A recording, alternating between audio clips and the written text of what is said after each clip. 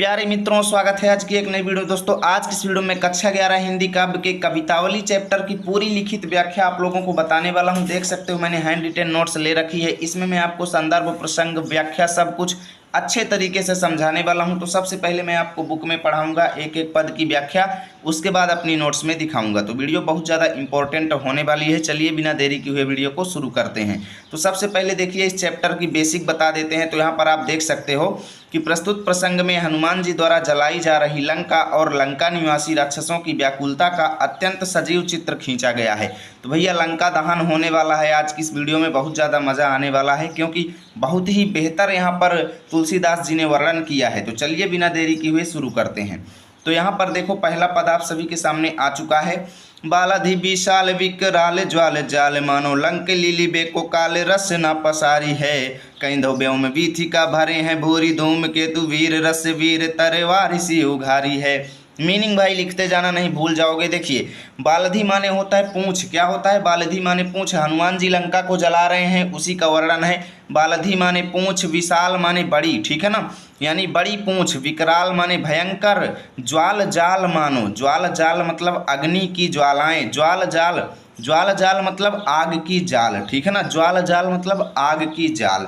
देखो, यहाँ पर तुलसीदास जी कहते हैं कि हनुमान जी की बड़ी पूंछ से भयंकर आग की ज्वालाएं निकल रही थीं। हनुमान जी की विशाल पूंछ से या बड़ी पूंछ से भयंकर आग की ज्वालाएं निकल रही थी, जिसको देखकर ऐसा लग रहा था मानो, मानो मतलब मानो, जिसको देखकर ऐसा लग रहा था लंक लीलिबे को काल रसना पसारी है। लंक माने लंका को, लीलिबे मतलब लीलने के लिए या भक्षण करने के लिए या खाने के लिए।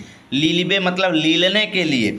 उसको देखकर ऐसा लग रहा था जैसे लंका को लीलने को मतलब के लिए काल ने, काल माने काल ने, रसना माने जीभ को पसारी है मतलब फैला रखी है। यानी कि हनुमान जी की विशाल पूंछ से जिस प्रकार भयंकर आग की ज्वालाएं निकल रही थीं, उसको देखकर ऐसा लग रहा था मानो लंका को लीलने के लिए या लंका का भक्षण करने के लिए काल ने अपनी जीभ फैला रखी है। पसारी है मतलब फैला रखी है। कैंधो व्योम वीथिका भरे हैं भूरी धूम केतु वीर रस वीर तरेवार सी उघारी है। कैंधो मतलब अथवा, व्योम वीथिका, व्योम वीथिका मतलब आकाश मार्ग में, ठीक है ना। व्योम माने आकाश, वीथिका माने मार्ग में, अथवा आकाश मार्ग जो है भरे हैं, भरे हैं मतलब भरा हुआ है। भूरी धूमकेतु, भूरी माने बहुत से, धूमकेतु मतलब पुच्छल तारों से, ठीक है ना। धूमकेतु माने होता है पुच्छल तारा, या फिर आकाश जो है बहुत सारे पुच्छल तारों से भरा हुआ है। जब हनुमान जी की जो है पूंछ जल रही थी तो कितना ज़्यादा जो है उससे आग की ज्वालाएं निकल रही थी। तो उसी को देखकर क्या कहते हैं कि ऐसा लगता है जैसे आकाश मंडल जो है पुच्छल तारों से भरा हुआ है और वीर रस वीर तरवार सी उघारी है, ऐसा लग रहा था। या फिर देखो, यहाँ पर या करके लिखेंगे, ठीक है ना, क्योंकि यहाँ पर संदेह अलंकार है। तुलसीदास जी यहाँ पर संदेह व्यक्त कर रहे हैं, ठीक है ना। या फिर ऐसा लग रहा था जैसे वीर रस वीर, वीर रस वीर का मतलब है वीर रस से युक्त वीर, ठीक है ना, यानी उसके अंदर वीरता का भाव है, यानी वीरता के भाव से युक्त वीर जो है।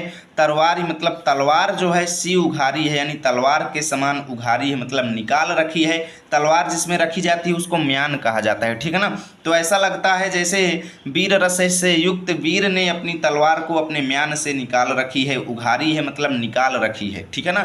तुलसी सुरेश चाप कैंधो दामिनी कलाप कैंधो चली मेरु ते कृषानु सरी भारी है। तुलसीदास जी कहते हैं कि भैया हनुमान जी की विशाल पूंछ से जिस प्रकार आग की ज्वालाएं निकल रही थीं, उसको देखकर ऐसा लग रहा था जैसे वो सुरेश चाप हो, यानी इंद्र, सुरेश माने होता है इंद्र भगवान, इंद्र का जो है चाप माने धनुष हो, ठीक है ना, यानी इंद्र धनुष हो। उसको देखकर ऐसा लग रहा था जैसे वो इंद्र धनुष हो।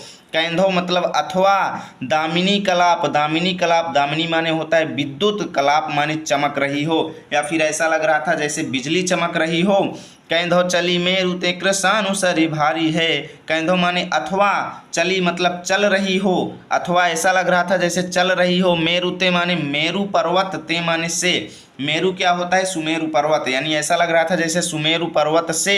कृषानु माने आग की, सरी माने नदी या झरना, ठीक है ना, या सरिता, यानी आग की झरना कह लो या आग का नाला जो है भारी है मतलब चल पड़ा है, ठीक है ना। उसको देखकर ऐसा लग रहा था जैसे सुमेरु पर्वत से आग की झरना जो है या कह लो आग की नदी जो है बह पड़ी हो या चल पड़ी हो, ठीक है ना। देखे जतु धानी अकुलानी का है, कानने उजारे अब नगर प्रजारी है। इस दृश्य को देख करके जातुधान माने राक्षस, ठीक है ना। इस दृश्य को देख करके जातुधान माने राक्षस, जातुधानी मतलब राक्षसियाँ, ठीक है ना। इस दृश्य को देखकर राक्षस राक्षसियाँ जो हैं अकुलानी क्या है मतलब व्याकुल होकर के कहती हैं, कानन उजारे अब नगर प्रजारी है। कानन उजारे मतलब अभी तक तो कानन माने बगीचा, उजारे मतलब उजाड़ा था, अभी तक तो केवल बगीचा ही उजाड़ा था, अब नगर प्रजारी है। अब नगर माने लंका को, प्रजारी है मतलब जला दिया है, यानी अभी तक तो केवल बगीचा ही उजाड़ा था, अब भैया नगर भी यानी अब लंका को भी जला दिया। अब देखो यहाँ से लेकर के यहाँ तक की व्याख्या कैसे लिखेंगे, चलो बताते हैं। तो मित्रों आप लोगों को एक तरफ लिखना है बालधि विशाल, दूसरी तरफ प्रजारी है। संदर्भ पूछा जाएगा तो कैसे लिखना है। प्रस्तुत पद्यांश हमारी पाठ्य पुस्तक हिंदी के काव्य खंड में संकलित एवं गोस्वामी तुलसीदास द्वारा रचित कवितावली से हमारी पाठ्य पुस्तक में संकलित लंका दहन शीर्षक पाठ से अवतरित है, ठीक है। प्रसंग देख लो। प्रस्तुत पद में तुलसीदास जी द्वारा लंका दहन का भयंकर वर्णन किया गया है। व्याख्या देख लो। तुलसीदास जी कहते हैं कि हनुमान जी के पूंछ से बड़ी विकराल आग की ज्वालाएं निकल रही हैं, मानो लंका को लीलने के लिए काल ने अपनी जीभ निकाली है, या मानो आकाश में बहुत सारे या बहुत से पुच्छल तारे भरे हैं, या वीर रसधारी वीरों ने तलवार म्यान से बाहर निकाल रखी है। तुलसीदास जी कहते हैं कि ऐसा लगता है मानो इंद्र का धनुष है, या बिजली चमक रही है, या मेरू पर्वत से आग की धार जो है बाहर निकल रही हो, ठीक है ना। या आग की नदी भी कह सकते हो। राक्षस देख रहे हैं और राक्षसियां घबरा कर कह रही हैं कि अभी तक बाग ही उजाड़ा था, अब लंका जला दिया, ठीक है ना। काव्यगत सौंदर्य देख लो। रस रहेगा, वीर भयानक दोनों रहेगा, छंद घनाक्षरी रहेगा, अलंकार अनुप्रास उत्प्रेक्षा संदेह भी है, क्योंकि जहाँ पर कैंधो या वा ये शब्द आ जाए वहाँ पर रहेगा अलंकार संदेह, ठीक है ना। भाषा देख लो। ब्रज रहेगा, शैली मुक्तक, गुड़ ओज रहेगा, जहाँ रस वीर रहेगा वहाँ गुड़ ओज रहेगा, ठीक है। चलिए चलते हैं अगले पद पर। हाट बाट कोटे ओटे अटनी अगार पौरी खोरी खोरी दौरी दौरी दीन ही अति आगी है, आरत पुकारत संभारत न को काहू व्याकुल, जहाँ सो तहाँ लोग चले भागी है। देखो हाट माने होता है बाजार, हाट बाजार, ठीक है ना। हाट माने क्या होता है बाजार, बाट माने रास्ता, यानी बाजार में रास्ते में, कोट माने राजमहल में, ठीक है ना। हाट माने बाजार में, बाट माने रास्ते में, कोट माने महल में, ओट माने ओट वाली जगहों पर या आड़ में। ओट माने क्या होता है आड़ में, यानी जैसे आप लोग देखते हैं कि जैसे किसी जगह का किनारा ऐसा जगह होता है जहाँ पर पानी का जो है बूंद भी नहीं पहुँचती जब बारिश होती है ना, यानी जहाँ पर ना पहुँचा जा सके, जहाँ पर जो है आसान तरीके से नहीं पहुँचा जा सके, ओट में यानी आड़ में भी, अट्टन माने अटारियों में भी, अगार माने घर में भी, पौरी माने दरवाजे में भी, खोरी खोरी मतलब गली गली में, दौरी दौरी मतलब दौड़ दौड़ करके, दीन ही अति आगी है, दीन ही अति आगी है मतलब दीन ही मतलब दे दिया है, अति माने अत्यंत, आगी है मतलब आग। यानी हनुमान जी जो हैं भैया वो बाजार में, मार्ग में, महल में, ओट यानी आड़ में, अटारियों में, घर में, दरवाजे में, खोर खोर में यानी गली गली में दौड़ दौड़ करके सब जगह आग लगा दिए हैं, ठीक है ना। आरते पुकारते संभारते न को काहू व्याकुल, जहाँ सो तहाँ लोग चले भागी है।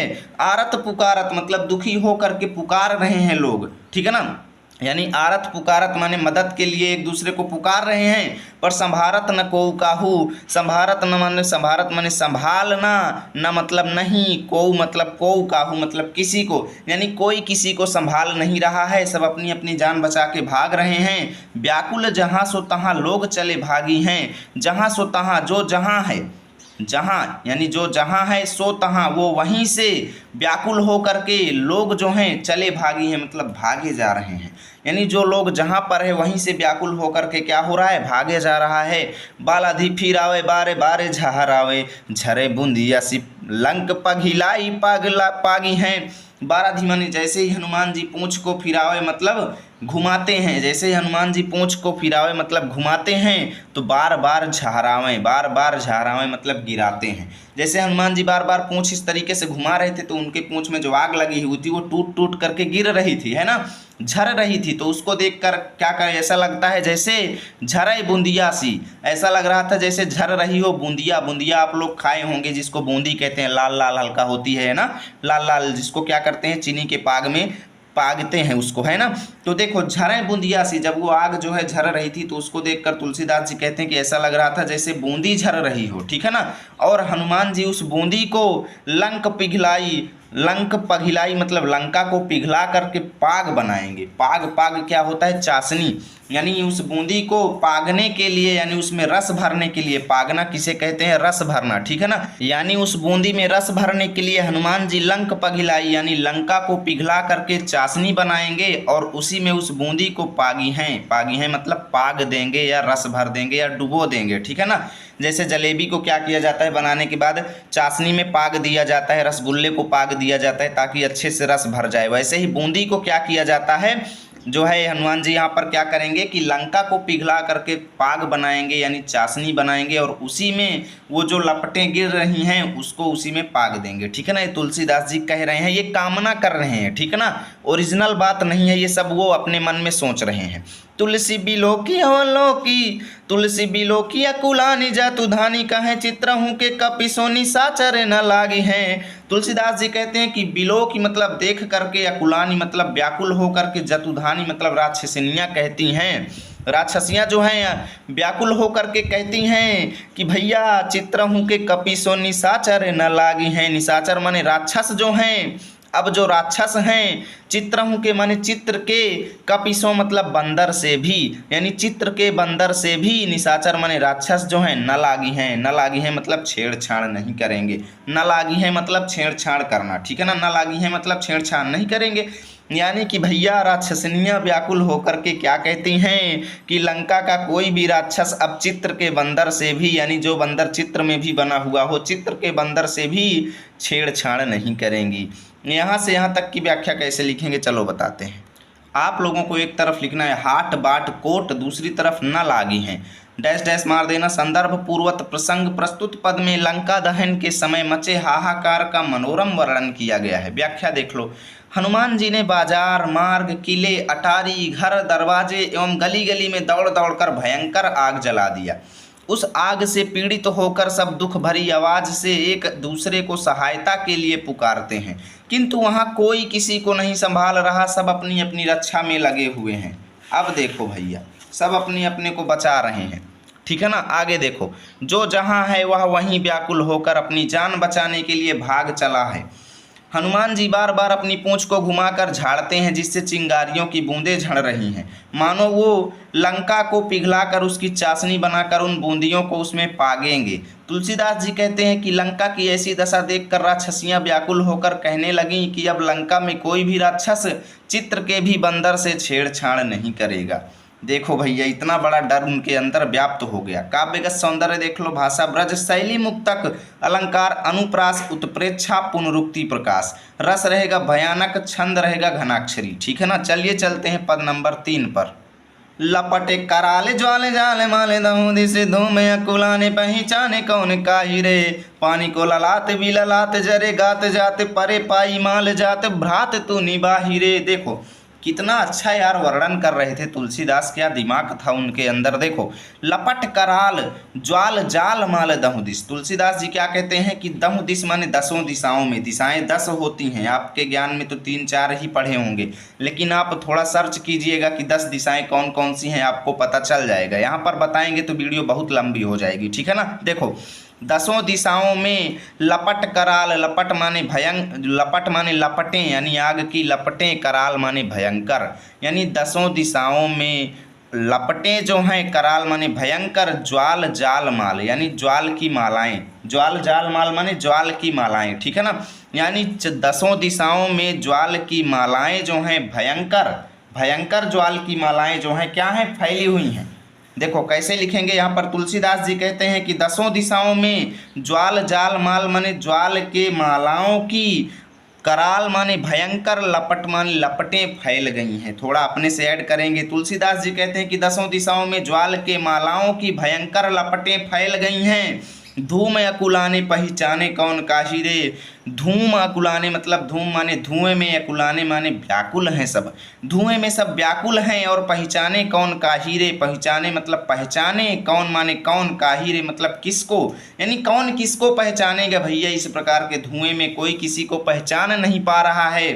पानी को ललाट बिललाट जरे गात जात, पानी को ललाट माने पानी के लिए, ललाट माने लालयित हैं, यानी पानी के लिए लालची हैं सब, पानी के लिए तड़प रहे हैं, पानी के लिए लालयित हैं। बिललाट माने बिलला रहे हैं, ठीक है ना, बिललाट माने बिलला रहे हैं और पानी के बिना वो बिलला रहे हैं। और जरे गात जात, जरे माने जला जा रहा है, गात माने शरीर, जात माने जात, यानी उनका पूरा शरीर जो है, गात माने शरीर जो है जले, जात माने जा रहा है, यानी उनका पूरा शरीर जो है जला जा रहा है।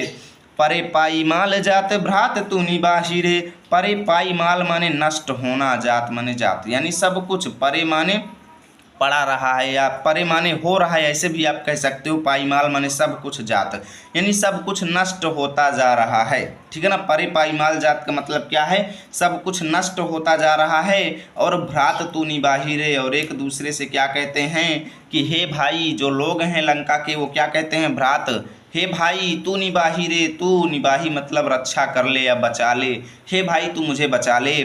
प्रिया तू पराही, पराही माने भाग जा, ठीक है ना। हे प्रिय तू भाग, ठीक है ना।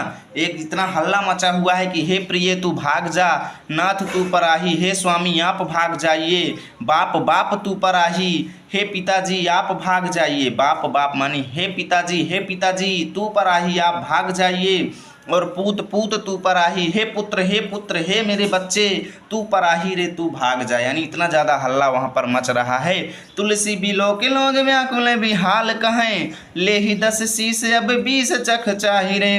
तुलसीदास जी कहते हैं कि बिलोक, तुलसीदास जी देख करके ऐसा दृश्य कहते हैं कि लोग व्याकुल बिहाल कहें, कि जो वहाँ के लोग हैं व्याकुल हो करके और बेहाल हो करके कहें, मतलब कह रहे हैं कि ले ही 10 शीश, ले ही मतलब ले, 10 शीश माने रावण, हे रावण ले, अब 20 माने 20, चख माने नेत्रों से, चक्षु क्या होता है, पर्यायवाची होती है आँख की, तो उसी से ये चख बनाया गया है, चख माने आँखें होती हैं, कि हे रावण ले अब 20 नेत्रों से चाही रे मतलब देख ले, कि हे रावण अब अपने 20 नेत्रों से हनुमान जी से पंगा लेने का परिणाम देख ले, ठीक है ना।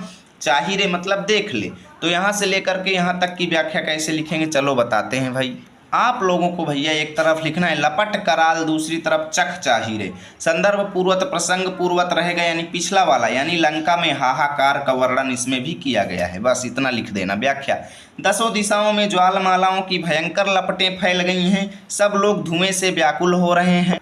उस धूम में कौन किसे पहचान सकता था। लोग पानी के लिए लालयित होकर बिलबिला रहे हैं, शरीर जला जाता है, सब लोग तबाह हुए जाते हैं और कहते हैं भैया बचाओ, प्रिय तुम भागो, हे नाथ भागो, पिताजी दौड़ो, अरे बेटा ओ बेटा भाग। तुलसीदास जी कहते हैं कि सब लोग व्याकुल और परेशान होकर कह रहे हैं, अरे 10 शीश रावण, यानी 10 शीशों वाले रावण अब 20 आँखों से, अब जिसके 10 शीश होंगे तो उसके नेत्र तो कितने होंगे, 20 होंगे, क्योंकि एक शीश में 2 नेत्र होते हैं, तो 10 शीश में 20 नेत्र हो जाएंगे। कि हे रावण अब 20 आँखों से अपनी करतूत का परिणाम देख ले। काव्यगत सौंदर्य देख लो, भाषा ब्रज, रस भयानक, छंद घनाक्षरी, अलंकार अनुप्रास, शैली मुक्तक, गुण ओज। चलिए चलते हैं लास्ट पद पर। बीथिका बाजार प्रति अटनी अगार प्रति पंवरी पगार प्रति बानर बिलो किए, अधे उर्धे बानर विदिशी दिशी बानर हैं, मानहू रहो है भरी बानर तिलो किए। देखो तुलसीदास जी कहते हैं कि बीथिका माने गलियों में, बाजार प्रति, प्रति माने प्रत्येक बाजार में, ठीक है ना, प्रत्येक गलियों में, प्रत्येक बाजार में, अटनी अगार प्रति, अटनी माने अटारी में, अगार माने घर में, प्रति माने प्रत्येक, यानी प्रत्येक गली में, प्रत्येक बाजार में, प्रत्येक अटारी में, प्रत्येक घर में, पंवरी माने दरवाजे में, प्रति माने प्रत्येक दरवाजे में, प्रत्येक पगार माने दीवार, पगार माने यहाँ पर वेतन भी होती है, ठीक है ना, तो इसका अर्थ आप यहाँ पर दीवार लेंगे, पगार माने दीवार भी होता है, चहार दीवारी यानी बाउंड्री। क्या कहते हैं कि प्रत्येक दरवाजे में, प्रत्येक बाउंड्री में बानर बिलोकिए, बंदर ही बंदर दिखाई दे रहे हैं, बिलोकिए मतलब दिखाई दे रहे हैं, अध माने नीचे, ऊर्ध माने ऊपर, बानर माने बंदर। नीचे भी बंदर, ऊपर भी बंदर, विदिश माने विदिशाओं में। विदिशाएं क्या होती हैं? दो दिशाओं के बीच की जो दिशा होती है उसको विदिशा कहते हैं। क्या कहते हैं? विदिशा कहते हैं। जैसे आप लोग देखें तो 4 दिशाएं होती हैं और चारों दिशाओं के बीच बीच में जो दिशाएं होती हैं उनको विदिशाएं कहते हैं। पहले आप 10 दिशाओं का ज्ञान करिएगा तो उसमें आपको विदिशाओं का ज्ञान हो जाएगा, ठीक है ना। यानी नीचे भी बंदर, ऊपर भी बंदर, दिशाओं में भी बंदर, विदिशाओं में भी बानर है, मतलब बंदर है। यानी दिशाओं और विदिशाओं में भी बंदर भरे पड़े हैं भैया। मानहु रहे हो है भरी बानर त्रिलोकीय। तुलसीदास जी कहते हैं कि उस दृश्य को देखकर ऐसा लगता है, मानहु मानो, रहे हो हैं मतलब रहे हैं, भरी मतलब भरे हुए, बानर मतलब बंदर, त्रिलोकीय मतलब तीनों लोकों में। उस दृश्य को देखकर ऐसा लगता है मानो तीनों लोक जो हैं बंदर से भरे हुए हैं। उस दृश्य को देखकर ऐसा लगता है मानो तीनों लोक बंदर से ही भरे हुए हैं। मूंदे आँखी ही में, मूंदे मतलब मूंदने पर, आँखों को यानी नेत्रों को मूंदने पर, ही में यानी हृदय में बंदर दिखाई पड़ता है। उघारे मतलब खोलने पर, आँखी के आगे ठाढ़ो मतलब ठड़ा हुआ है। अगर हम अपनी आंखें खोलें तो हमारे आगे बंदर खड़ा हुआ दिखाई देता है। और धाई जाई जहाँ तहाँ और कोई को किए, यानी धाई जाई जहाँ तहाँ, धाई मतलब दौड़, जाई मतलब जाएं, जहाँ माने जहाँ, यानी जहाँ जहाँ हम दौड़ करके जाते हैं तहाँ वहाँ भी बंदर दिखाई पड़ता है। और को के किए, और को किए, और कोई क्या करे भाई, सभी जगह बंदर ही बंदर दिखाई दे रहे हैं, और कोई क्या करे, ठीक है ना, ऐसे लिखना है। अरे लेहू अब लेहू तब को न सिखाओ मानो, सोई सतराई जाई जाही जाही रोकिए। अब यहाँ पर वहाँ की स्त्रियाँ जो हैं व्याकुल होकर के क्या कहती हैं? ले अब ले। क्या कहती हैं? कि लो अब लो, या ले अब ले, तब को न सिखाओ मानो। जब हम लोगों को सिखा रहे थे कि उस बंदर से पंगा मत लो, उस बंदर से पंगा मत लो, तब को न सिखाओ मानो, तब हमारी सीख को कोई नहीं माना। लो अब लो, सोई सतराई जाई जाही जाही रोकिए। सोई मतलब वही, सतराई माने गुस्सा, जाई मतलब जाता था, वही गुस्सा जाता था जिसको जिसको हम रोकिए मतलब रोकते थे बंदर से पंगा लेने के लिए। हम जिसको जिसको बंदर से पंगा लेने के लिए रोकते थे भैया, वही वही रिसा जाता था, वही वही गुस्सा जाता था, वही वही चिढ़ जाता था, कोई हमारी सीख को नहीं मानता था। लो अब लो, ठीक है ना। तो बहुत ही बेहतर तरीके से वहाँ की स्त्रियां भी कहती हैं। देखो अब इसकी व्याख्या कैसे लिखेंगे, चलो बताते हैं। एक तरफ लिखना मित्रों बीथिका बाजार, दूसरी तरफ जाही रोकिए, संदर्भ पूर्वक प्रसंग पूर्वक। चलो देख लो, व्याख्या बता देते हैं भाई।